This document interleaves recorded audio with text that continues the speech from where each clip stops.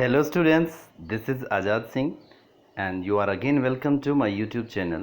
Dear students, today I have come up with another video on tenses और आज हम past indefinite tense पढ़ेंगे। उससे पहले डियर स्टूडेंट्स मैं आपसे रिक्वेस्ट करता हूं कि अगर आपने इसे सब्सक्राइब नहीं किया है इस मेरे चैनल को तो आप इसे ज़रूर सब्सक्राइब कर लीजिए, ठीक है। तो चलते हैं पास्ट इंडेफिनिट टेंस। जैसा कि आप देखो प्रेजेंट इंडेफिनिट टेंस में क्या होता था, हेल्पिंग वर्ब किसका प्रयोग होता था, डू और डज का। हेल्पिंग वर्ब डू और डज का प्रयोग होता था और प्लस में वर्ब की फर्स्ट फॉर्म होती थी। अब यहाँ हेल्पिंग वर्ब चेंज हो जाएगी, यानी प्रेजेंट की जगह पास्ट फॉर्म हो जाएगी वर्ब की। तो हेल्पिंग वर्ब क्या हो जाती है, डिड प्लस वर्ब की फर्स्ट फॉर्म। ये यहाँ पर हेल्पिंग वर्ब हो जाती है। अफर्मेटिव सेंटेंस में वहाँ क्या लगता था, वर्ब की फर्स्ट फॉर्म प्लस एस या ईएस, यही लगता था।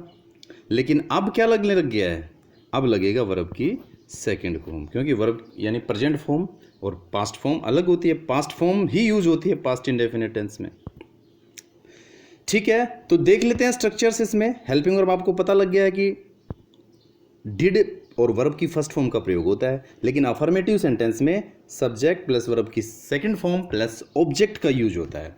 जैसे देखिए, she bought a new car yesterday, Mohit wrote a letter.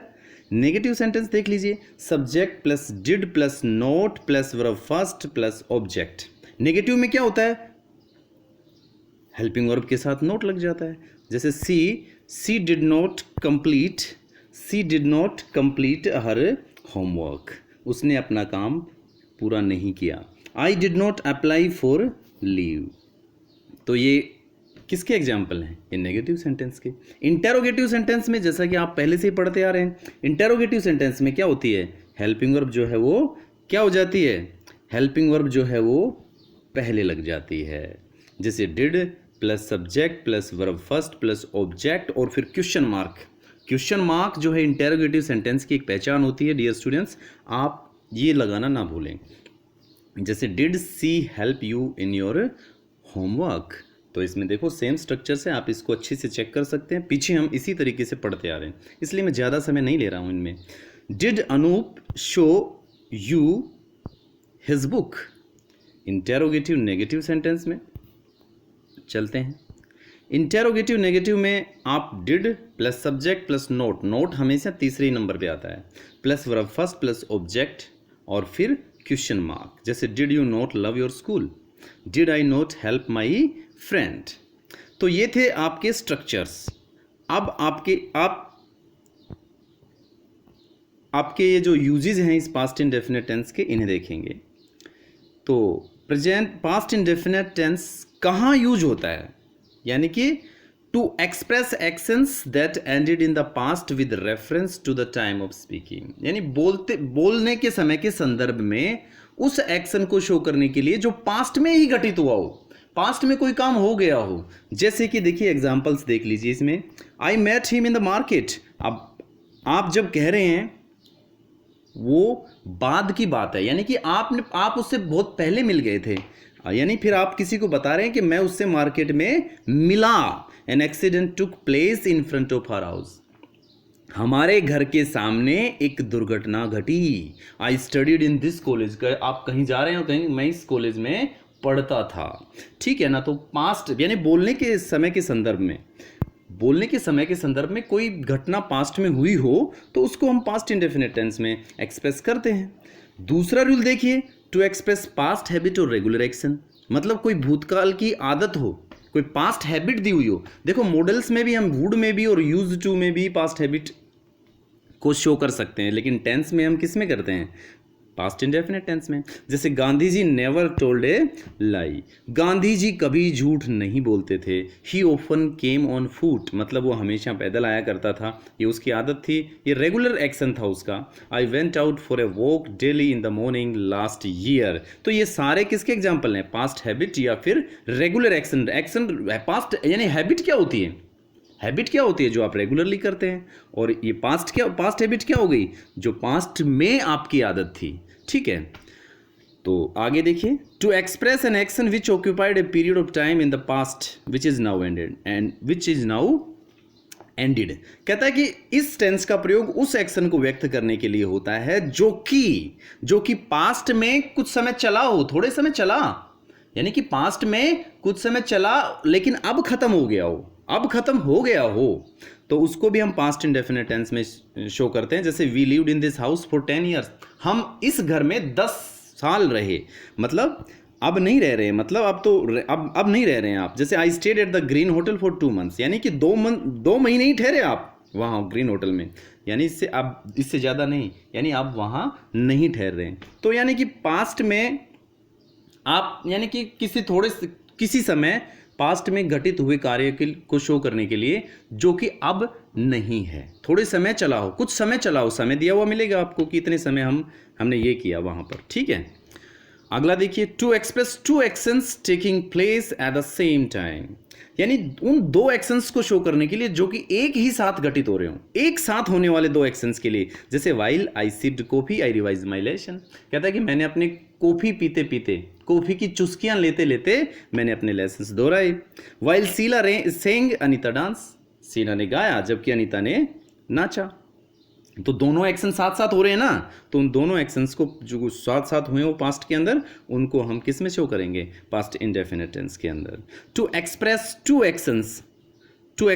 Actions where the first action leads instantly to the second action. देखिए, उन 2 एक्शंस को शो करने के लिए जहां पर पहले एक्शन के तुरंत बाद दूसरा एक्शन हो गया हो, एक काम के तुरंत बाद दूसरा हो गया हो। जैसे कि when the circus show ended the spectators stepped out, मतलब जैसे ही सर्कस शो खत्म हुआ, स्पेक्टेटर्स जो थे, यानी जो दर्शक थे, वो सभी बाहर चले गए। When I open the window the bird flu out, मतलब खिड़की पर एक पक्षी बैठा हुआ था, कबूतरी मान लीजिए। तो कहता है कि जैसे ही मैंने खिड़की खोली तो पक्षी चला गया। कहने का मतलब एक एक्शन के बाद, पहले खिड़की खोली उसके बाद पक्षी चला गया, उड़ गया, ठीक है। अब ये रूल देखिए, ये भी बड़ा इंपॉर्टेंट रूल है इसका।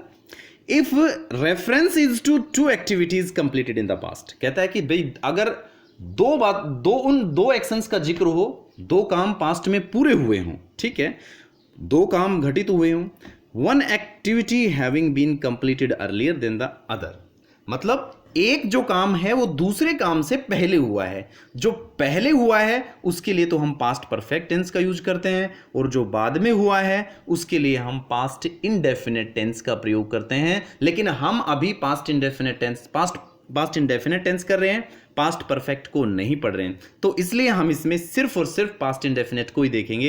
यानी 2 एक्शंस हुए हों जिसमें से 2 पूरे हुए हों पास्ट में, और उन दोनों में से जो बाद में हुआ है, बाद वाले एक्शन के लिए हम पास्ट इंडेफिनिट टेंस का प्रयोग करते हैं।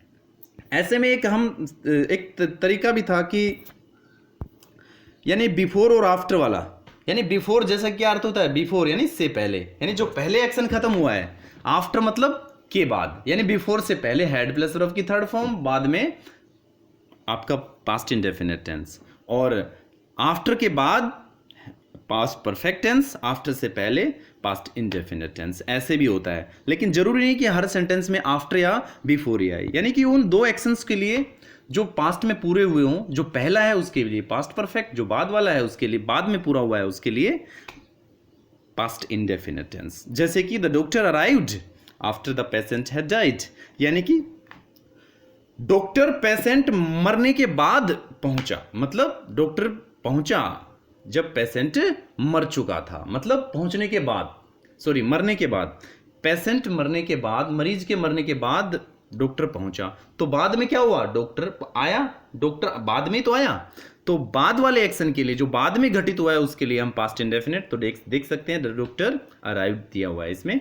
ही had gone to bed before you reach there, आपके वहां पहुंचने से पहले ही वह बिस्तर में जा चुका था। तो पहले कौन सा हुआ, बिस्तर में जाने का काम, तो वहां तो हमने पास्ट परफेक्ट टेंस का यूज किया। जो बाद में हुआ है ना, आपके पहुंचने से पहले, आप जब बाद में पहुंचे तो उसको हमने you reached there past indefinite tense में शो किया है। तो चलिए अगले रूल पे चलते हैं। यानी it is time, it is high time, it is about time, in phrases के बाद भी हम पास्ट इंडेफिनिट टेंस का प्रयोग करते हैं, जैसे कि it is time he started playing cricket, it is high time she left for the bus stop. तो चलिए 9वें सेंटेंस पे चलते हैं। सपोजिशनल सेंटेंसेज जो कि किससे शुरू होते हैं? इफ से, एज इफ से, एज दो से, if only, I wish, we wish, he wishes, she wishes, they wish, इनसे जो शुरू होने वाले सेंटेंसेज हैं। सपोजिशनल मतलब कोरी कल्पना, जिसमें बिल्कुल सत्य नहीं हो सकता है, कहने का मतलब वो बात। तो उन कल्पना वाले जो वाक्य हैं जो इनसे, इन वर्ड से शुरू होते हैं, उनमें भी हम पास्ट इंडेफिनिट टेंस का प्रयोग करते हैं। जैसे कि दे रखा है इसमें, देखिए example, I wish I were the chief minister of Haryana, काश कि मैं हरियाणा का मुख्यमंत्री होता। काश मैंने कल्पना ही तो की, कैसे होता, ऐसे कैसे होता, है ना। If I became the prime minister of India, अगर मैं भारत का प्रधानमंत्री बन जाता, तो बन गया होता, तो या बन जाता, तो I would solve the problem of Kashmir, तो मैं इसकी यानी I would solve the problem of Kashmir, Kashmir की प्रॉब्लम को सोल्व कर देता। तो ये भी कल्पना ही है एक तरीके से। He talks as if he were my master, यानी ऐसे बात करता है जैसे मेरा मालिक हो, मास्टर हो, ठीक है। तो ये था आपका past indefinite tense dear students. आशा करता हूँ आपको अच्छे से समझ में आ गया होगा। हमने थोड़े से समय के अंदर ज़्यादा से ज़्यादा बताने की कोशिश की है। तो आज के लिए इतना ही। अगले वीडियो में हम पास्ट कंटिन्यूस टेंस पढ़ेंगे। तब तक के लिए okay, bye bye, thank you. घर पर रहिए, सुरक्षित रहिए। Thank you very much.